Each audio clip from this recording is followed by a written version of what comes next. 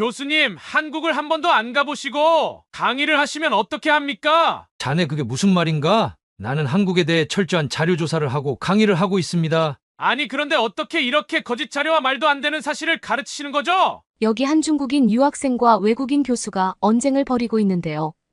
그런데 이 모습을 지켜보던 외국인 대학생들은 중국인 학생의 말을 듣자마자 갑자기 폭소를 터뜨리더니 그녀를 비웃기 시작합니다. 대체 이곳 강의실에서는 무슨 일이 있었던 것일까요? 감동시작 애청자 여러분, 영상 시작 전 좋아요와 불우이웃을 위해 끝까지 시청 부탁드립니다. 안녕하세요.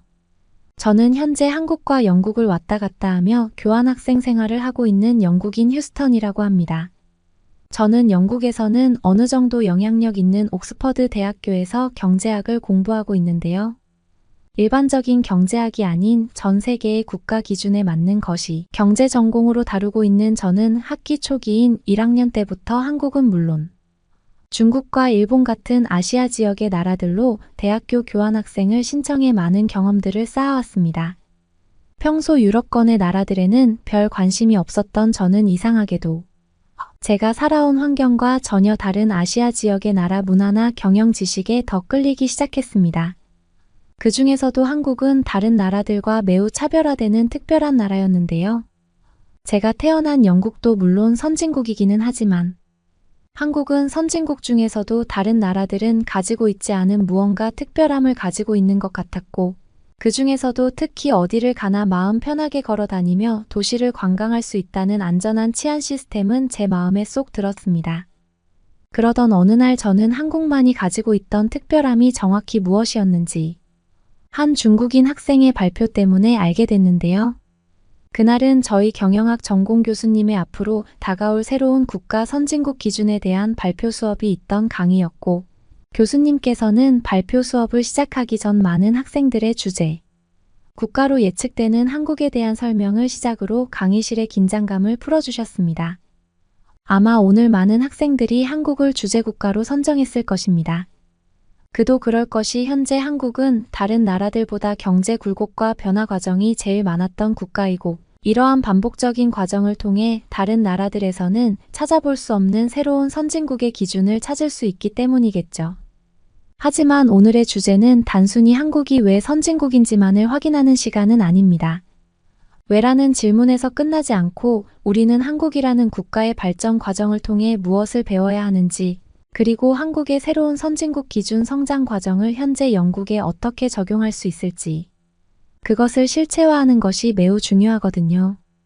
현재 한국은 최단 기간에 가장 높은 경제 성장을 이룬 국가이고, 최근 이슈가 되고 있는 한국의 핵무장도 현재 한국의 선진국으로서의 위치가 얼마나 높은 것인지 직접 증명하고 있다고 볼 수 있습니다. 특히나 우리가 더욱 주목해야 되는 것은 바로 한국이라는 국가 자체의 절대 범주를 벗어나 그 속에서 살고 있는 한국인들의 지혜로운 생활이나 편리한 생활을 눈여겨봐야 된다는 사실인데요. 아마 많은 학생들이 한국인들의 빨리빨리 문화를 한 번씩은 들어봤을 것입니다. 하지만 한국인들이 정말로 성격이 빨라서 이런 말이 나온 것일까요? 물론 그들의 행동이 어느 정도 속도감이 있고 눈앞에 보이는 일을 빨리 처리하는 경향이 있기는 하지만 본질적으로 우리는 그들이 빠른 속도를 낼 수 있는 편리한 생활 환경을 구축했다는 것을 눈치를 채야 합니다. 그리고 이것이 바로 현재 한국이 영국을 비롯한 다른 선진국들과 엄청난 차이를 보이고 있는 부분이죠. 한 가지 예시를 들어볼까요? 믿기 어렵겠지만 현재 한국인들의 대표적인 거주 방식인 아파트는 단순한 거주 형식을 벗어나 그 내부에서 수영과 헬스, 심지어는 재택근무를 할 수 있는 공간은 물론 사람들끼리 모여 커뮤니티를 형성할 수 있는 공원까지 거주지 내부에 조성되어 있습니다. 영국에서는 절대로 볼 수 없는 최신식 주거 개념인데요. 이처럼 한국인들은 생활 전반적인 분야에서 매우 효율적인 생활 환경을 구축했고, 이러한 모습은 한국인들의 거주 방식 그리고 그들이 걸어 다니고 있는 도시 환경에서도 쉽게 찾아볼 수 있죠. 한번 생각해 봅시다.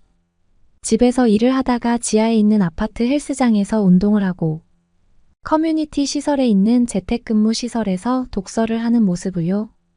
이거야말로 한국이 지상낙원이라고 불리는 이유가 아닐까 싶은데요. 오늘 다양한 학생들의 의견을 통해 우리는 아시아 지역 특히 한국을 중심으로 하는 새로운 선진국의 기준이 무엇인지 제가 예시를 든 것처럼 다양한 의견을 확인하는 것이 최종적인 목표입니다.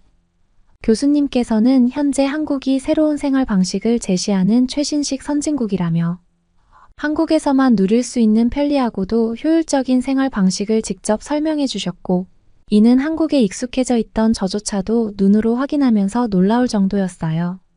한국이 살기 좋은 나라라는 것은 익히 알고 있었지만 이처럼 한국의 부유한 경제력을 통한 거주 방식이나 도시 환경을 직접 하나하나 뜯어서 살펴보니 선진국이라고 불리고 있는 저희 고향인 영국과도 수준 차이가 심하게 났기 때문이죠. 특히나 엄청난 충격이었던 것은 바로 한국의 길거리에서는 대부분의 공중 화장실에 비데 시스템이 갖춰져 있었다는 사실입니다. 어떻게 보면 정말 아무것도 아닌 인프라 요소일 수 있지만 실제로 영국에서는 길거리의 낡은 화장실을 이용하려고 하더라도 다소 높은 비용을 지급해야 하는 것은 물론 사람들의 시민의식이나 청결도가 너무 낮아서 한국처럼 쾌적한 빛의 화장실을 누리는 것은 꿈도 꿀 수 없기 때문이죠. 그런데 바로 그때 한 중국인 학생이 자리에서 일어나 이상한 반박 의견을 제시하기 시작했습니다. 교수님, 현재 한국은 전 세계에서 가장 가난한 나라인데 왜 한국이 선진국의 기준이 되어야 하는지 모르겠네요. 이 부분에 관한 정확한 자료 조사가 완료된 것이 맞을까요? 제가 위대한 나라인 중국 출신이어서가 아니라 선진국의 최고 순위에 있는 중국인인 저조차도 제 입으로 중국이 선진국의 기준이라는 말은 하지 않는데 왜 그렇게 한국을 올려치시는지 이해하기가 어렵습니다. 혹시 교수님께서는 한국을 한 번도 경험해보지 않았던 걸까요? 특히나 방금 근거 자료로 말씀해 주신 한국의 핵무장과 관련된 부분은 순전히 한국의 핵무장이 아닌 중국의 핵무장과 관련된 주제라는 것은 대부분의 안보 전문가가 알고 있는 의미입니다. 한국은 핵무기를 생산할 수 있는 경제적 뒷받침이 전혀 되지 않고 있습니다. 그리고 너무나 자연스럽게 한국인들은 선진국의 기준이 되기 어려운 가난한 삶을 살고 있죠. 이곳에 있는 수많은 학생들이 한국을 경험해 보셨는지는 모르겠지만 제가 직접 한국의 빈곤 국가 실체를 알려드리도록 하겠습니다. 아까 한국인들의 대표 주거 방식으로 설명해 주신 아파트는 그저 철골 구조물만 있는 껍데기에 불과합니다. 그들의 집 내부에는 방이나 거실과 같은 구조가 전혀 없고 국가 자체가 너무나 가난한 문제 때문에 화장실마저 집 내부에 존재하지 않죠. 집 내부에 화장실이 없는 국가가 있다는 사실을 알고 계셨나요? 그 정도로 한국은 지금 빈곤합니다. 교수님이 설명하신 거주 방식은 한국이 아닌 오히려 중국에서 실현 가능한 부분이죠. 아무리 선진국이라도 거주지 내부에서 수영까지 하고 곧바로 집에 갈 수 있다는 사실은 너무 부풀린 발언이라고 생각합니다. 그런 나라는 세상에 존재하지 않아요. 실제로 한국인들은 대부분 노숙자처럼 길거리 구석에서 텐트를 치고 단체 생활을 하고 있습니다. 그리고 자연스럽게 이러한 현상은 한국인들의 시민의식 수준을 저하시켰죠.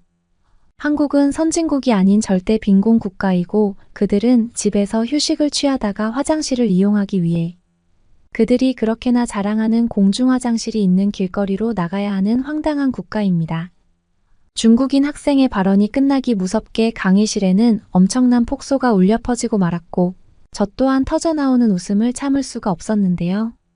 그도 그럴 것이 중국인 학생은 사뭇 엄격하고 진지하게 한국에 대한 비판을 한다고 생각했겠지만 그가 설명한 내용은 도저히 같은 지식인 수준이라고는 볼 수 없는 황당한 주장에 불과했고 저는 한국인들의 집 내부에 화장실이 없다는 중국 학생의 말을 듣자마자 어이가 없어 웃음이 터지고 말았습니다. 사실 처음에는 은근슬쩍 유머를 끼워 넣어 한국의 대단함을 알리려는 역설적 발언이 아닐까라고 생각했지만 중국인 학생의 표정은 절대 학생들의 긴장을 풀어주기 위한 유머라고 볼 수 없을 정도로 진지했고 저는 그런 중국인 학생의 모습에 너무나 당황스러워지고 말았죠. 중국인 학생은 정말 중국이라는 나라에만 갇혀서 살아온 것 같은 느낌이 들었고 저는 저런 말도 안 되는 발표에는 대답할 가치조차 없다고 생각하고 있었습니다. 하지만 교수님은 오히려 중국인 학생의 발언을 진지하게 들어주시더니 뜬금없이 정말 그렇게 생각하냐면서 다시 한번 중국인 유학생에게 되물었고 그렇다는 말이 돌아오자마자 강의실 화면을 켜고 충격적인 팩트 폭격을 이어나가셨는데요. 학생은 한국에 대해서 너무나도 모르는 것 같네요. 아니면 혹시 그렇게 발언을 하라고 어디서 지시라도 받은 것일까요? 최근에 이런 중국인 학생들의 한국에 대한 거짓된 정보나 상황을 강의 중에 알려서 다수가 혼란스러워지는 문제가 발생하고 있습니다. 정확한 정보 제공 목적의 의견이 아니라면 개인의 생각은 앞으로의 발표에서 최대한 제외하는 것이 좋아 보이네요. 일단 한국의 대표 거주 방식인 아파트가 비현실적이라고 했는데 그렇다면 중국인 학생은 제가 없는 것을 지원했다 이런 의미로 생각해야 될까요? 하지만 놀랍게도 이곳 강의실에만 하더라도 한국을 직접 경험하고 한국인 친구가 살고 있는 아파트를 방문해 본 강의생들이 상당히 많이 있습니다. 한국의 아파트라는 복합 거주시설은 실존하는 거주 방식이고 중국인 학생의 생각처럼 그렇게 비현실적이지도 않아요. 아니면 한국이 그렇게나 발전한 나라라는 것을 이번에 처음 알게 된 것일까요? 아니면 중국에는 한국과 같은 수준의 아파트 거주 방식이 없기 때문일까요? 자, 한번 보세요. 현재 한국은 중국보다 높은 경제 수준을 가지고 있어요. 1인당 GDP 통계는 물론 그 나라의 선진국 척도를 알 수 있는 범죄 발생률만 살펴보더라도 한국과 중국은 비교조차 되지 않습니다. 물론 과거에는 중국이 경제적으로 부유하고 선진국이던 시절이 있었겠죠. 하지만 현재 상황은 완전히 달라졌습니다. 학생이 방금 설명한 집 내부에 화장실이 없는 거주 방식은 한국이 아닌 오히려 중국에서 보편적인 거주 방식 아닌가요? 저는 처음에 학생이 한국과 중국을 혼동해서 설명하는 것으로 알았을 정도로 두 나라의 상황은 학생이 알고 있는 것과 완전히 반대입니다. 실제로 지금 중국에서는 대다수의 거주 방식인 주택 건물이나 복합 주거 시설에서 화장실이 제외되어 있죠. 그리고 화장실이 없는 이유는 중국의 경제 수준이 너무 좋지 않은 것은 물론 가난한 중국인들이 하나의 집에 몰려서 다수가 살다 보니 자연스럽게 생활 편의시설 공간을 제외시키고 있기 때문입니다. 그리고 자연스럽게 집 내부에 화장실이 없는 중국인들은 길거리에서 일을 해결하고 있죠. 하지만 놀랍게도 중국인들은 원래부터 길거리의 도보나 도로를 화장실처럼 이용해 왔습니다. 그게 바로 중국은 완벽한 후진국이고 한국은 최고 선진국인 이유라고 할 수 있어요. 한국은 단순히 경제적으로 부유한 선진국의 척도를 벗어나서 그들이 가지고 있는 측정 불가능한 시민의식이나 국민의 생활 수준만큼은 그 어떤 나라도 따라할 수 없을 정도의 높은 준법 정신을 보여주고 있고 이것은 자연스럽게 그들의 도시 인프라를 쾌적하게 만들어냈습니다. 한국이 경제적으로 부유한 상태에서 이러한 국민들의 시민의식이 단합되어 뒷받침되다 보니 다른 나라들은 엄두도 못 내던 도시 공용시설의 쾌적함과 기술 발전이 비약적으로 성장하기 시작했고 이것이 지금 우리가 알고 있는 한국의 깨끗한 공중화장실이죠. 공중화장실뿐만 아니라 한국의 버스 정류장 그리고 지하철을 기다리며 책을 읽을 수 있는 지하철 서점처럼 한국은 다른 나라들은 생각하지도 못했던 편의시설을 안전한 시민의식을 베이스로 시작해 만들어냈습니다. 그런데 만약 이러한 시설들을 중국에서 시작했다면 어떻게 됐을까요?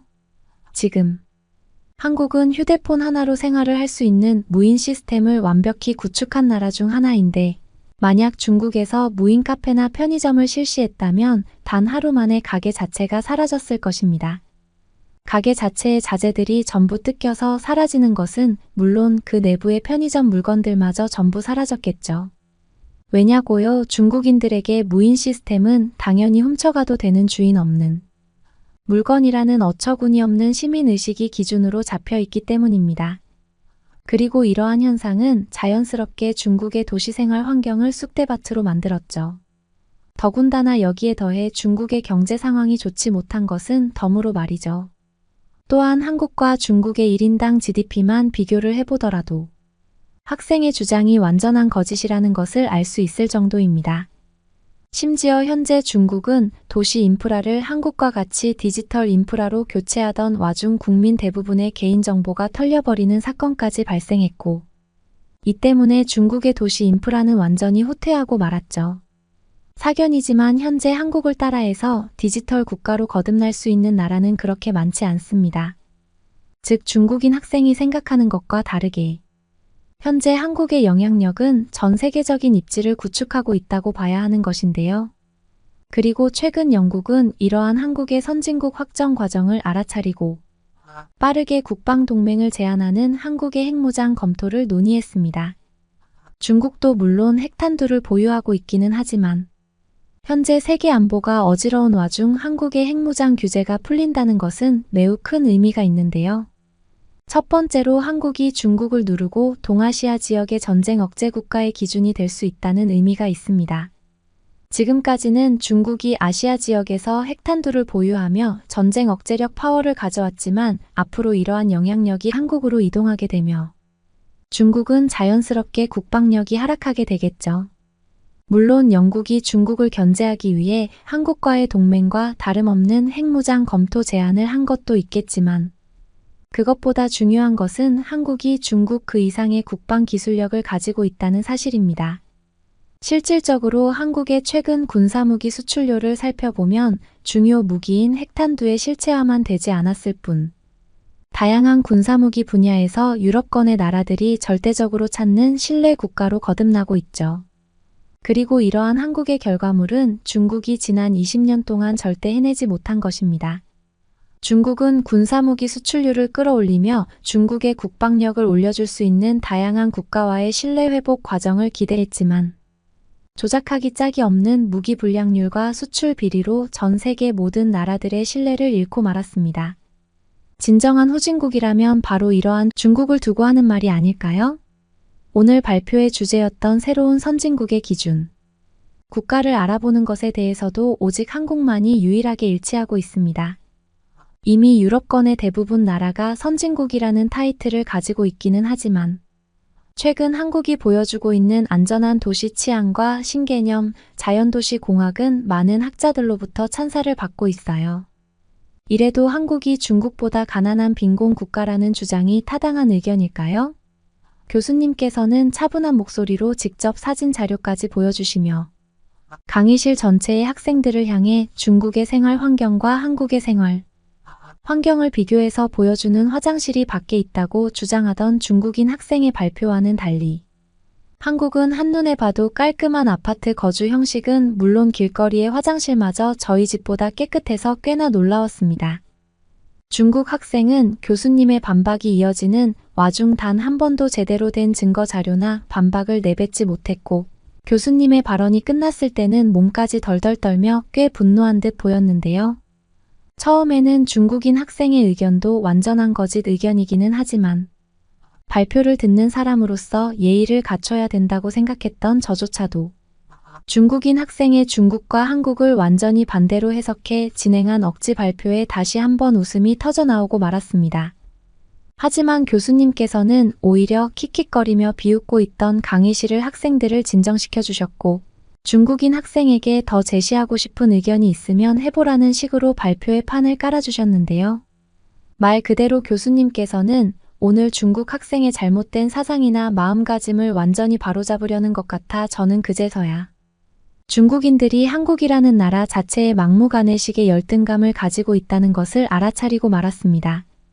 하지만 바로 그때 중국 학생은 갑자기 한국이 중국인 관광객이 없었으면 지금의 선진국, 경제 부유함을 가지지 못했을 것이라는 신개념의 주장을 하며 다시 한번 발언을 이어나가고 말았는데요.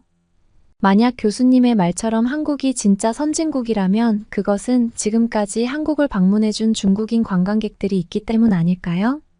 중국인들은 대부분 부자인데 이러한 인원들이 물가가 저렴한 한국으로 여행을 가면서 그곳에서 소비를 해주지 않습니까?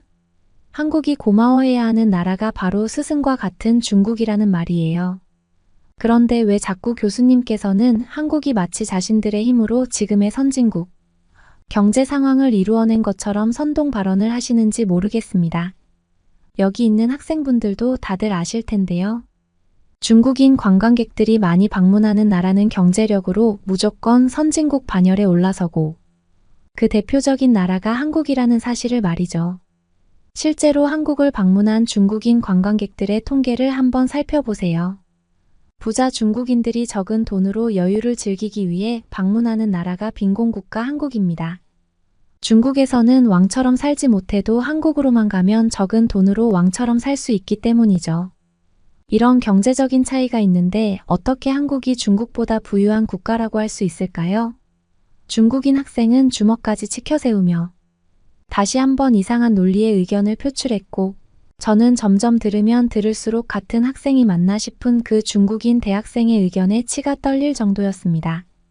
하지만 중국인 학생을 유심히 지켜보시던 교수님께서는 오히려 좋은 의견이었다며 충격적인 반박을 해나가셨는데요. 중국인 관광객의 힘은 그 어떤 나라라도 알고 있습니다. 하지만 그것이 경제적인 이유는 아니죠.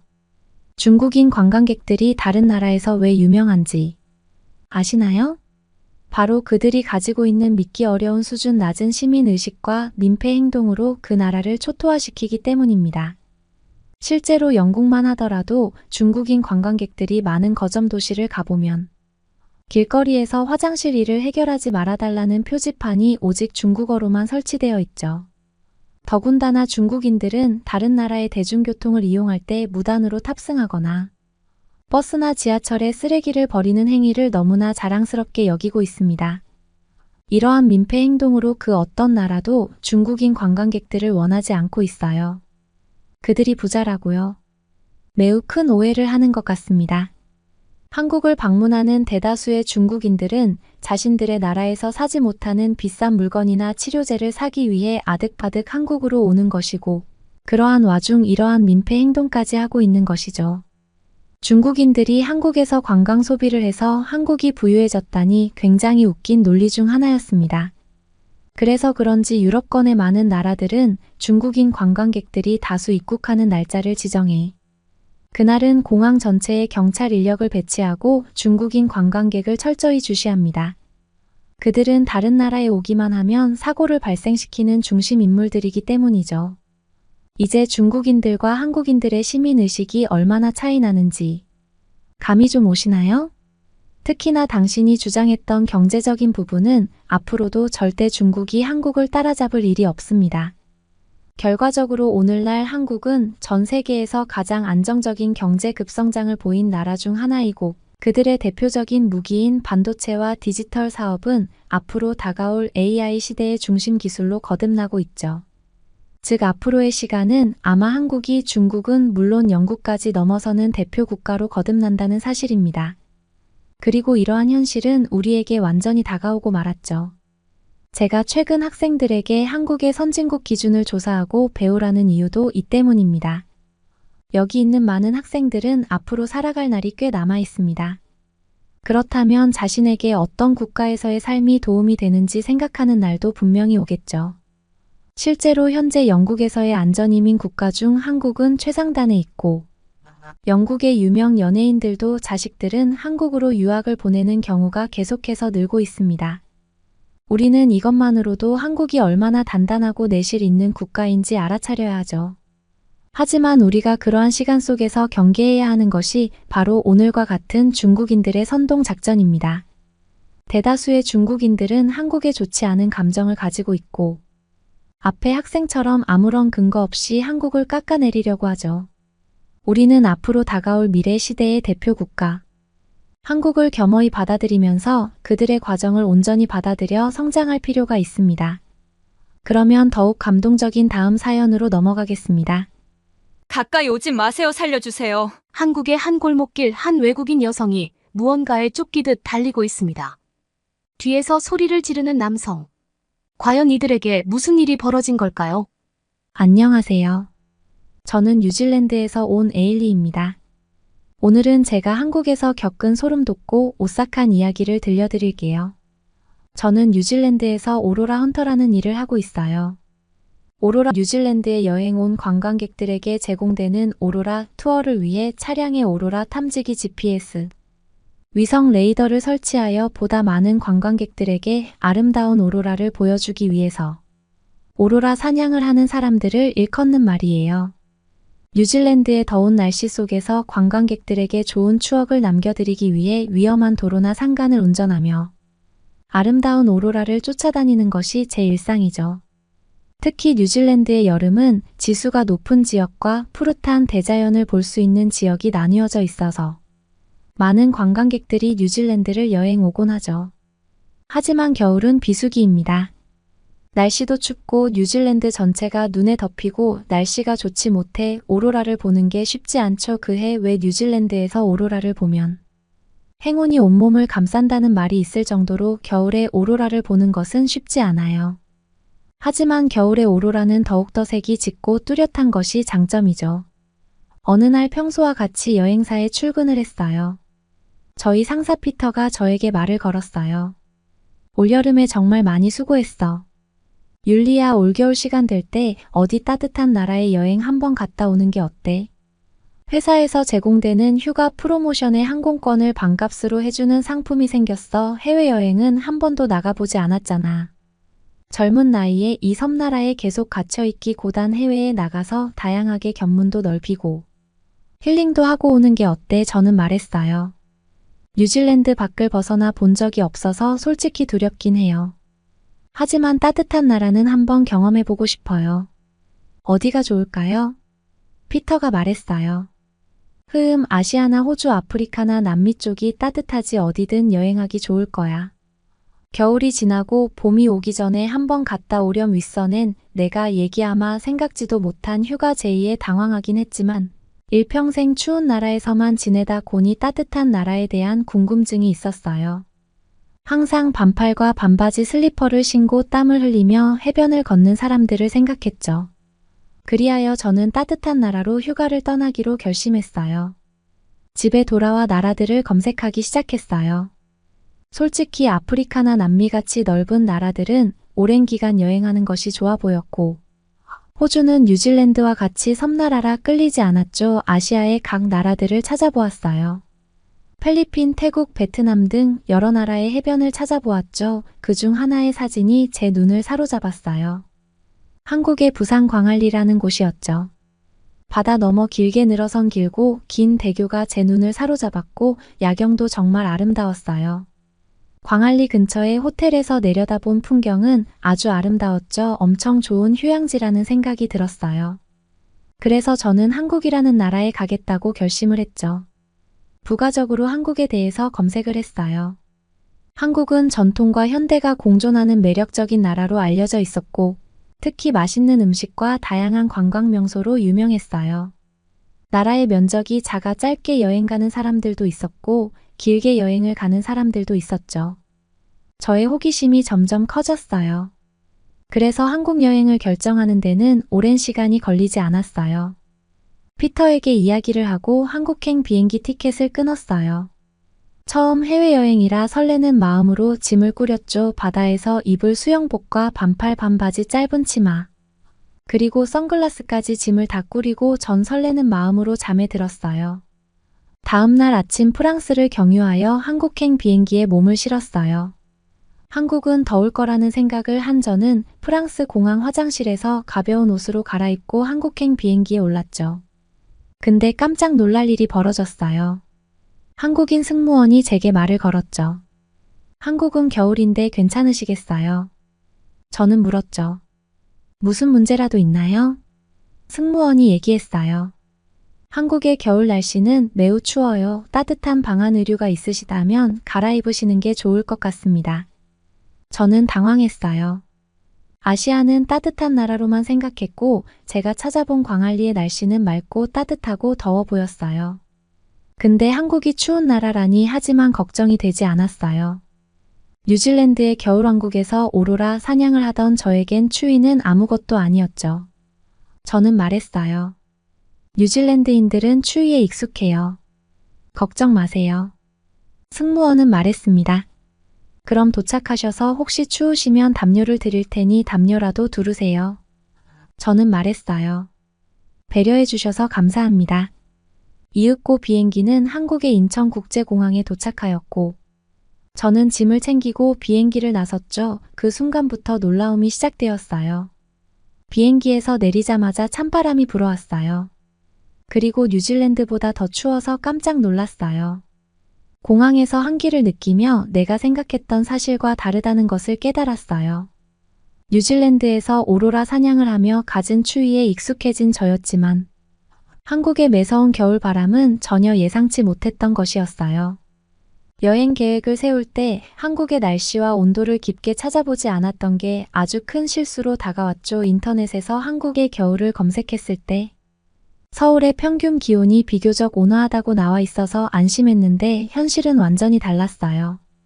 곧바로 공항 화장실로 가서 프랑스에서 갈아입었던 두꺼운 옷도 다시 꺼내 입었어요.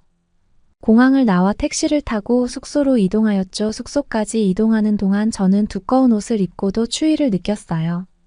한국의 겨울은 습도가 높다고 하던데 그래서 그런지 더욱 춥게 느껴졌어요. 뉴질랜드의 추위는 건조하고 차가운 추위였고 한국의 추위는 뼛속까지 스며드는 살을 따끔하게 만드는 추위였죠. 이대로는 안 되겠다 싶어 숙소에 짐을 두고 저는 서둘러 따뜻한 옷을 사러 가기로 했어요. 호텔 프론트 직원에게 쇼핑을 하려 하는데 어디가 좋냐고 물어보니 가장 가까운 곳이 명동이라는 설명을 해주었어요. 저는 서둘러 명동으로 갔죠. 서울의 지하철을 타고 명동으로 이동했어요. 지하철역으로 들어온 순간 따뜻함을 느꼈어요. 조금 살 것 같았죠. 몸이 따뜻해지니 주변이 보이기 시작했어요. 지하철이라는 것은 이런 곳이구나, 깔끔하고 정말 좋구나라는 생각이 들었죠.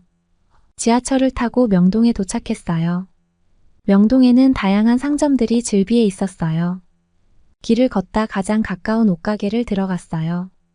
옷가게에는 외국인들도 많았죠. 한국의 패션은 정말 세련되고 현대적이어서 그런지 외국인에게 인기가 많아 보였어요. 저는 따뜻한 옷을 찾아보기 시작했어요. 따뜻한 털모자와 목도리 장갑을 고르고 패딩이 있는 진열대로 갔죠. 거기서 전 또 한 번 놀랍니다. 한국의 옷들은 디자인뿐만 아니라 기능성도 뛰어났어요. 특히 경량 패딩은 가볍고 따뜻해서 아주 만족스러웠어요. 그리고 제가 제일 놀란 부분은 가격이 엄청 쌌어요. 물가가 높은 뉴질랜드에서 파는 옷 한 벌의 가격의 5분의 1 가격이었죠. 정말 놀랐어요. 옷의 디자인도 예쁘고 가볍고 따뜻한 옷의 가격이 너무나도 쌌기 때문이죠. 상점에서 옷을 고르던 중 친절한 직원이 다가와 도움을 주었어요. 영어로도 소통이 잘 되어서 불편함이 없었죠. 제가 한국의 계절을 착각하여 따뜻한 옷이 필요하다 하니 직원은 저에게 가장 따뜻하고 편안한 옷을 추천해 주었어요. 그 덕분에 저는 한국에서의 추위를 막아줄 따뜻하고 이쁜 옷과 자파를 살 수 있었죠. 뉴질랜드에서는 이렇게 가볍고 따뜻한 옷을 찾기 어려운데 한국에서는 쉽게 찾을 수 있어서 놀라웠어요. 모든 옷에 태그를 떼고 입고 온 옷은 쇼핑백에 담아 가게를 나섰어요. 옷이 너무 기능이 좋아서 따뜻했죠. 마음이 놓인 저는 명동의 길거리를 구경했어요. 상점 여기저기서 활기찬 음악이 퍼져나오고 길거리 음식들의 향기가 거리를 가득 메우고 있었죠. 저는 근처 카페에 들러 따뜻한 음료를 마시며 몸을 녹일 생각이었어요. 길을 걷다 작은 카페에 들어갔죠. 카페 분위기는 아늑하고 편안했어요. 창밖의 테라스를 바라보니 한국의 겨울 풍경이 참 아름다웠어요. 눈이 소복이 쌓인 거리에 사람들이 오가는 곳은 제설이 잘 되어 있었고 활기차고 웃음이 가득한 사람들이 지나다니는 거리를 보며 한국의 겨울도 나름의 매력이 있다는 생각이 들었어요. 카페에서 저는 유자차라는 음료를 시켜봤어요. 한국의 상큼한 차라고 하더라고요. 한 모금 마시는 순간 몸이 녹아내리며 정말 맛있었어요. 한참 한국의 카페를 느끼고 있는 와중 놀라운 광경을 목격하게 되었어요. 옆에 한국인 여학생이 노트북과 휴대폰을 책상에 두고 밖으로 나가는 거예요. 아시아에선 소매치기나 도둑이 많아서 조심해야 한다는 인터넷 자료를 본 적이 있던 저로서는 충격이었죠. 누가 훔쳐갈까봐 걱정이 되었어요. 그래서 종업원에게 손짓을 하며 물건들을 가리켰어요. 이때 종업원이 웃으면서 다가왔죠. 휴대폰 번역기를 사용하며 괜찮다. 한국은 이렇게 자리를 맡아둔다 아무도 훔쳐가지 않는다. 걱정 말아라고 얘기해 주었어요. 그래도 걱정이 되던 저는 유자차를 홀짝홀짝 마시며 혹시 누가 가져가지 않을지 경계의 눈초리로 물건들을 지켜봤죠. 유자차를 다 마시고도 자리를 일어나지 못했어요. 그렇게 1시간이 지나고서야 여학생이 돌아왔어요. 제가 누가 훔쳐갈까봐 계속 지켜봤다고 하니 웃으면서 영어로 고맙다고 하더라고요. 그러면서 한국은 치안이 좋아 걱정할 필요 없다라고 했어요. 편안한 여행을 즐기라고 했죠. 이 모든 광경들이 너무 신기했어요. 뉴질랜드의 섬나라에서 처음 경험하는 해외여행인데 아시아의 작은 한 나라 한국에 와서 저는 너무 깊은 감동을 받았어요. 한국이라는 나라는 정말 살기 좋은 나라라고 생각했어요. 마치 고요하고 조용하지만 활기가 넘치는 나라라는 생각이 들었죠. 카페를 나서서 명동의 다양한 길거리 간식을 맛보았어요. 회오리, 감자, 계란빵, 군고구마, 추운 날씨에 먹는 음식들이 제 몸과 마음을 따뜻하게 해주었죠. 길을 걷다 명동성당이라는 곳도 보았어요. 성당의 건축 양식이 현대 건물들과 어우러져 있는 모습이 예뻤죠. 날이 저물고 저는 서울의 남산타워가 서울의 야경을 한눈에 담을 수 있다고 하여 남산타워로 향했습니다. 남산타워에 다다르자 탑승할 수 있는 케이블카가 보였어요. 케이블카를 타고 남산타워로 올라가는 동안 서울의 아름다운 전경이 눈앞에 펼쳐지기 시작했어요. 높은 곳 올라가는 와중에도 보이는 서울의 전경은 정말 멋졌어요. 도시의 스카이라인과 한강의 모습, 저는 카메라로 그 순간을 담으며 한국의 아름다움을 기록했어요. 케이블카가 도착하고 남산타워 전망대에 올라가니 서울의 전경이 한눈에 들어왔어요. 수많은 차들이 한강을 가로지르는 도로를 달리고 있었고 높고 낮은 고층 빌딩들이 도시의 활력을 불어넣어주는 느낌이었어요. 정말 환상적이었어요. 수많은 불빛들이 반짝이며 도시를 비추고 있었어요. 저는 한동안 서울의 야경을 바라보며 한국이 정말 매력적인 도시라는 생각이 들었어요. 뉴질랜드의 대도시 웰링턴에는 높은 빌딩들이 없고 현대적인 건물들이 많지 않아 더욱더 매력적이라는 생각이 들었죠. 서울의 야경은 뉴질랜드의 오로라와는 또 다른 아름다움이 있었어요. 와, 나의 첫 여행지에서의 첫날이 이렇게 행복하다니 라는 생각을 하며 남산타워를 내려왔어요. 하지만 이 행복은 오래가지 않았어요. 숙소로 돌아가는 길 한국의 거리를 천천히 걸어보았어요. 거리에는 많은 사람들이 바쁘게 움직이고 있었어요. 한국의 도시는 정말 활기차고 에너지가 넘쳤어요. 거리의 조명과 상점들의 화려한 간판이 눈길을 끌었어요.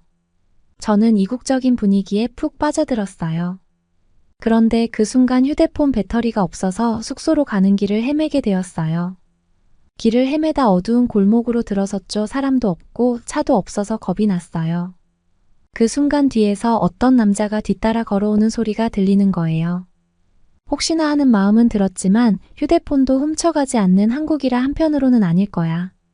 이렇게 좋은 한국인데 그럴 리 없어 라는 생각으로 의연하게 걸음을 재촉했어요. 하지만 그 생각은 산산조각이 나버렸죠. 멀리서 들리는 발소리가 쿵쿵쿵하며 달리는 소리로 바뀌는 거예요. 저는 그 소리에 놀라 무서워서 달리기 시작했어요.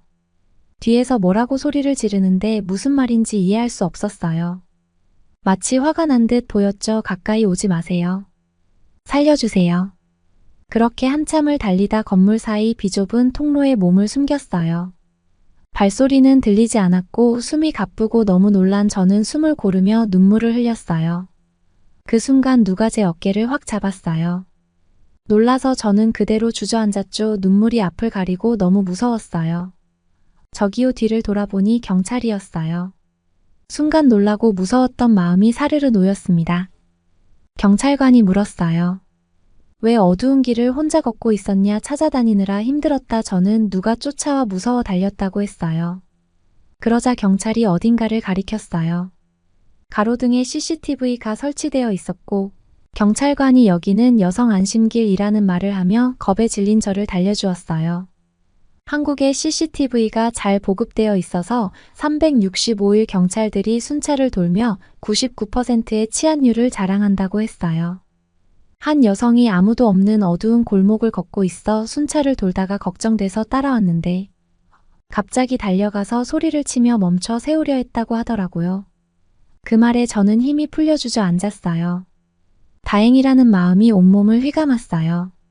어떻게 저를 찾았죠? 저는 숨어 있었는데요. 경찰이 말을 했어요.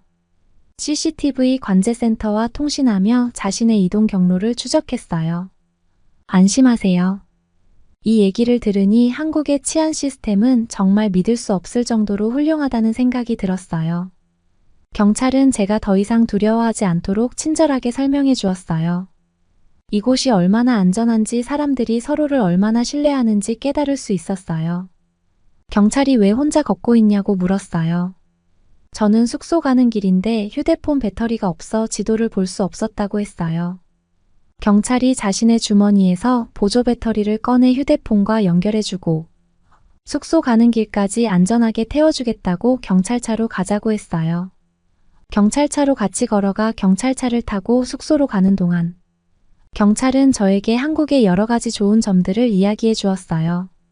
특히 한국의 경찰 시스템과 시민들의 높은 시민의식을 강조했어요. 덕분에 저는 한국에 대해 더 많이 알게 되었고, 이곳에서의 생활이 얼마나 안전한지 다시 한번 실감할 수 있었어요. 호텔 덕문에 도착한 이후 경찰에게 감사 인사를 드리고 호텔로 들어왔어요. 온몸이 나른하였죠. 방 문을 열고 들어갔는데 깜짝 놀랐어요. 방이 아주 따뜻한 거예요. 아니, 따뜻하다 못해 너무 더웠어요. 한국의 난방 시스템은 정말 훌륭했어요. 온돌 난방 덕분인지 바닥이 따뜻해서 몸이 나른해졌죠. 저는 점점 더워져서 두꺼운 옷을 벗고 챙겨온 반팔과 반바지를 입고 편안하게 쉴 수 있었어요. 뉴질랜드에선 라디에이터로 방을 데워요 하지만 밖에서 들어오는 강풍이나 밤에 급격히 기온이 내려가면 방이 선선해질 정도였죠. 하지만 한국은 달랐어요. 뉴질랜드의 라디에이터 난방과는 비교할 수 없을 정도로 따뜻했어요. 저는 한국에서의 첫날을 이렇게 보냈어요. 예상치 못한 추위와 새로운 경험들로 가득 찬 하루였어요. 하지만 한국의 따뜻한 옷과 훌륭한 난방 시스템 덕분에 편안하게 지낼 수 있었어요. 앞으로의 한국 여행이 더욱 기대되었어요. 한국의 첫날 밤 저는 숙소에서 따뜻하게 쉬며 내일의 일정을 계획했어요. 이번에는 서울을 벗어나 새로운 도시를 탐험하기로 했어요. 바로 부산이에요.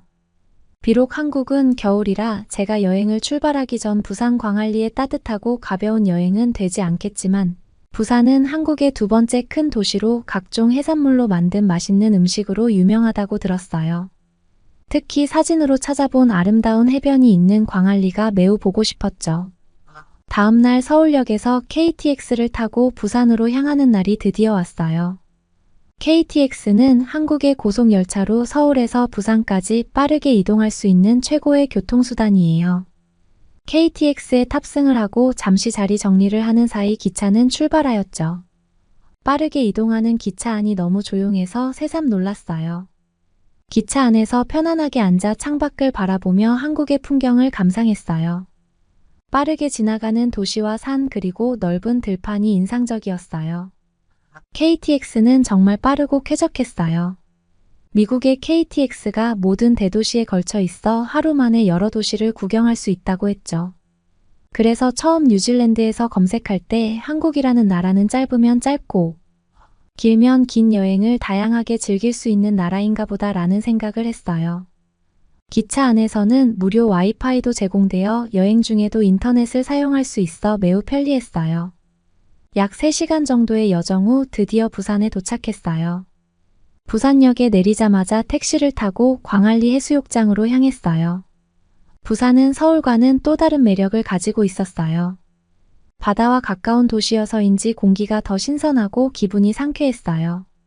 저는 광안리 해수욕장에 도착을 했어요. 탁 트인 바다의 향기가 코끝을 스치며 반겨줬어요. 광안리는 부산을 대표하는 해수욕장으로 광안대교가 아름답게 펼쳐져 있는 곳이죠. 광안리 해수욕장에 도착하니 탁 트인 바다와 광안대교가 눈앞에 펼쳐졌어요. 광안대교는 낮에도 멋졌지만 밤에는 더욱 아름다울 것 같았어요. 저는 해변을 따라 천천히 걸으며 바다의 파도 소리를 들었어요. 광안리의 해변은 깨끗하고 넓어서 산책하기에 좋았어요. 바다를 보며 마음이 차분해지고 모든 스트레스가 날아가는 기분이었어요. 한국에서의 여행은 정말 매 순간이 힐링의 연속이었어요. 점심시간이 되어 해산물을 먹으러 근처 횟집으로 갔어요. 부산은 해산물이 신선하고 맛있기로 유명해서 기대가 컸어요. 횟집에 들어서니 다양한 해산물이 가득한 수족관이 저를 맞이했어요.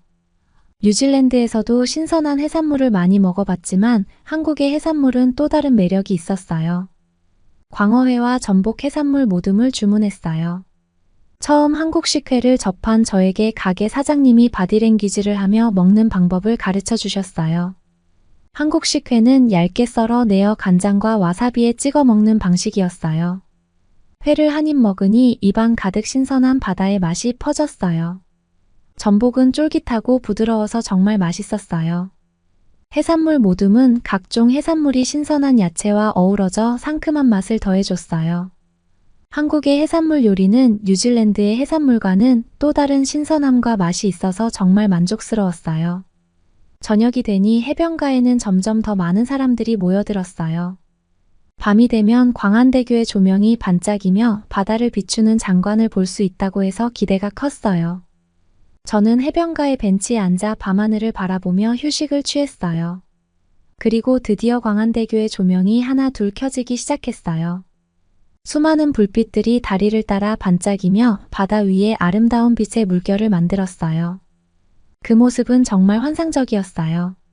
밤이 깊어가면서 해변가에서는 불꽃놀이가 시작되었어요. 사람들이 해변에서 직접 불꽃놀이를 즐기고 있었어요. 다양한 색깔의 불꽃들이 밤하늘을 수놓으며 터질 때마다 사람들의 환호성과 함께 바다 내음이 더욱 짙게 느껴졌어요.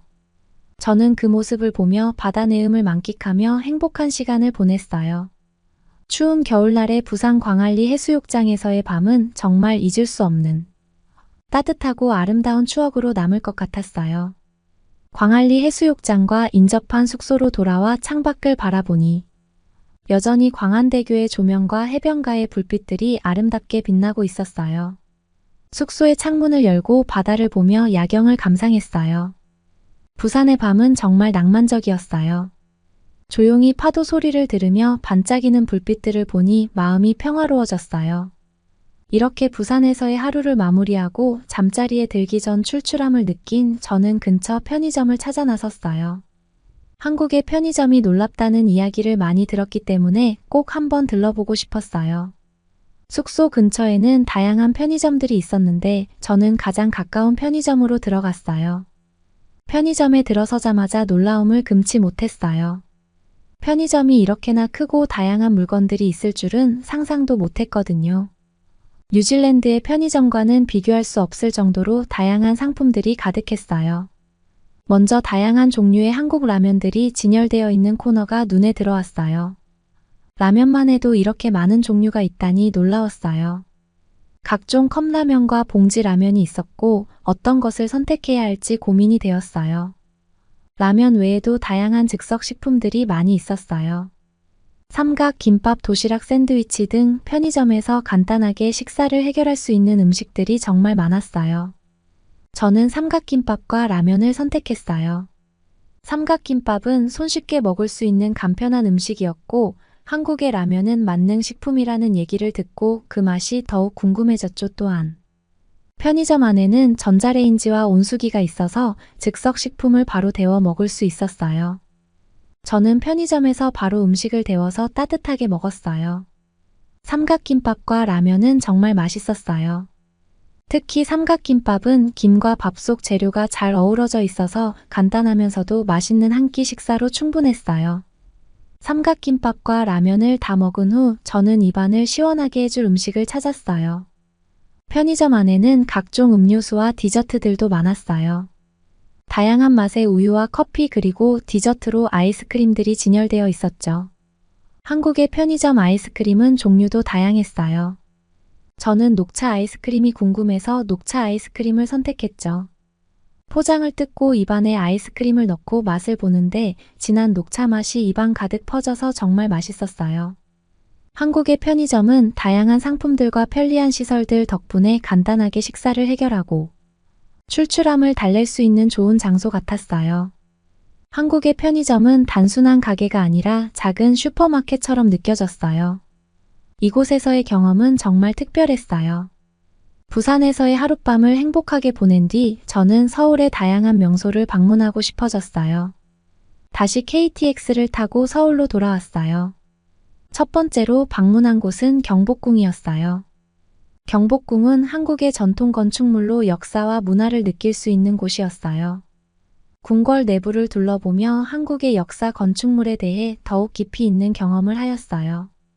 특히 궁궐의 아름다운 정원과 고풍스러운 건물들이 인상적이었어요. 뉴질랜드와는 차원이 다른 한국의 전통과 문화가 살아 숨쉬는 공간 속에 제가 들어와 있는 느낌이었어요. 경복궁을 둘러본 후 저는 인사동으로 향했어요. 인사동은 한국의 전통 문화와 현대 예술이 어우러진 곳으로 유명해요. 거리를 걷다 보면 전통공예품 상점과 현대미술 갤러리를 동시에 만날 수 있어요. 저는 여러 상점을 돌아다니며 한국의 전통 공예품을 구경했어요. 특히 한지공예와 도자기가 인상적이었어요. 인사동에서 시간을 보내고 저는 다음 목적지인 이태원으로 향했어요. 이태원은 외국인들이 많이 찾는 장소로 다양한 음식과 문화가 공존하는 곳이었어요. 이곳에서 저는 다양한 나라의 음식을 맛볼 수 있었어요. 특히 한국의 퓨전 음식들이 인상적이었어요. 이태원은 한국의 다양한 문화를 느낄 수 있는 특별한 장소였어요. 이태원에서의 시간을 보내고 저는 다음 목적지인 한강공원으로 향했어요. 한강공원은 서울의 중심을 흐르는 한강을 따라 조성된 공원으로 시민들이 휴식을 취할 수 있는 장소예요. 저는 한강공원을 산책하며 강변을 따라 걸었어요. 한강의 아름다운 풍경과 강바람을 느끼며 서울의 또 다른 매력을 발견했어요. 한강공원에서는 자전거를 타고 강변을 따라 달리는 사람들도 많았어요. 해질 무렵 한강공원을 거닐다 벤치에 앉아지는 노을을 바라봤어요. 한국에서의 첫날부터 지금까지의 추억을 하나하나씩 되새겨보며 많은 감정이 느껴졌어요. 피터의 해외여행 추천에서 시작하여 낯선 나라로의 첫 해외여행. 그리고 첫 여행지 한국에 도착한 날 따뜻한 나라를 여행하고 싶어 한국을 찾았지만 추웠던 한국 날씨에 대한 첫 경험. 한국에서의 모든 날들 하나하나 생각에 잠기다 미소가 번지기 시작했어요. 지는 해를 바라보며 다짐했어요. 나에게 휴가가 생긴다면 또 한국을 방문하고 싶다고. 따뜻한 한국인의 친절. 따뜻한 마음씨와 배려, 따뜻한 분위기, 그리고 따뜻한 추억들 때문이었죠. 숙소로 돌아온 저는 한국은 제가 생각했던 따뜻한 계절은 아니었지만 한국인의 따뜻한 마음씨가 몸과 마음을 더욱 따뜻하게 만들어주는 여행하기 좋은 나라라고 생각했어요. 그리고 한국의 다양한 매력들을 경험하면서 이 나라가 왜 많은 사람들이 사랑하는지 이해할 수 있었어요. 다음에 또 한국에 와서 더 많은 것을 경험하고 싶어요. 한국의 음식, 문화, 사람들 모두 저에게 잊을 수 없는 추억을 만들어 주었어요. 이곳에서의 시간은 정말 소중하고 특별했어요. 한국에서 뉴질랜드로 돌아가기 위해 인천국제공항으로 가는 길에 택시 밖을 바라보며 마지막까지 한국의 아름다운 풍경을 제 눈에 담았어요.